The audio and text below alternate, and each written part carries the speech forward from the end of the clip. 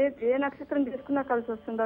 అవును, స్వాతి నక్షత్రం ఎప్పుడు కూడా మృగశిర, తర్వాత మకా నక్షత్రము, స్వాతి నక్షత్రం, అనురాధ నక్షత్రం, ఈ 4 నక్షత్రాలే మహానక్షత్రాలు. ఈ మహానక్షత్ర వాళ్ళు ఏ నక్షత్ర వారినైనా పెళ్లి చేసి అసలు జాతకం చూడే అవసరమే లేదు అని శాస్త్రం చెప్తుంది.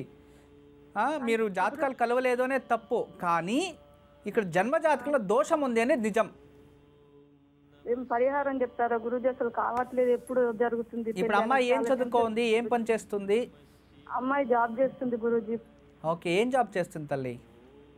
ఆమె ఎంబీఏ చేసింది గురూజీ, ప్రైవేట్ లో హైదరాబాద్ లో జాబ్ చేస్తుంది గురూజీ. ఓకే, ఎంత ఉంది నెలకి శాలరీ? అంతా బాగా వస్తుందా? నెలకి 30,000 35,000 వస్తుంది గురూజీ. ఇంత మంచిగా సంపాదన వండుకొని ఎందుకు ఏ పెళ్లి కుదరతలేదు? ఎందుకు కుదరట్లేదు గురూజీ? అసలు కుదరట్లేదు. ఎందుకు కుదరట్లేదు? మీరు మొదటి వివాహానికే ప్రయత్నిస్తున్నారు అందువలన? లేదు గురూజీ, ఏవి రెండో వివాహమైనా సరే అని చూస్తున్నాం గురూజీ, కానీ అసలు రావట్లేదు, కుదరట్లేదు. అమ్మాయి ఒప్పుకుంటుందా రెండో వివాహానికి? ఒప్పుకుంది గురూజీ, చూస్తున్నాం కానీ అసలు ఏం లేదు గురూజీ. ఎప్పుడు అవుతుందో చాలా టెన్షన్ ఉంది గురూజీ. ఓకే, ఇక వేరే ఇంకేమైనా? అమ్మాయి చూడడానికి అందంగా ఉంటుంది అనుకుంటాను. అవును, బాగుంటుంది గురూజీ. అందంగా ఉంటుంది, హైట్ ఉంటుంది, స్వాతి నక్షత్రం కదా, అన్ని మంచిగానే ఉంటాయి, ఎలాంటి లోపదోషాలు లేదు. ఇప్పటి వరకు వివాహం జరుగుతుంది, ఇప్పటికీ ఏజ్ ఎక్కువైపోతుంది. సరే, మీకు ఎప్పుడు చేయాలనుకుంటున్నారు? మేము ఇప్పుడు ఆగస్టు సెప్టెంబర్ వరకు అయిపోవాలని అనుకుంటున్నాం. అయిపోతుంది. సరే గురూజీ. ఈ ఒక ద్వితీయ పుత్రుడు మీ ఇంటి నుంచి పరమటి దిశ నుంచే వస్తుంది, రెండో వివాహానికే.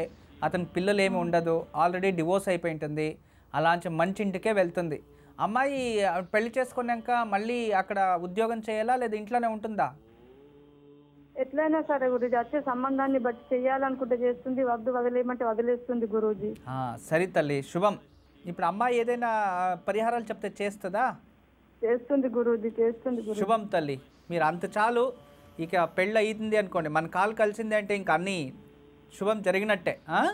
ఇక మీరేం చేస్తారంటే అమ్మాయికి చెప్పి 27 రోజులు రోజు ఉదయాన్నే నవగ్రహాలు ప్రదక్షిణ చేయమని చెప్పండి.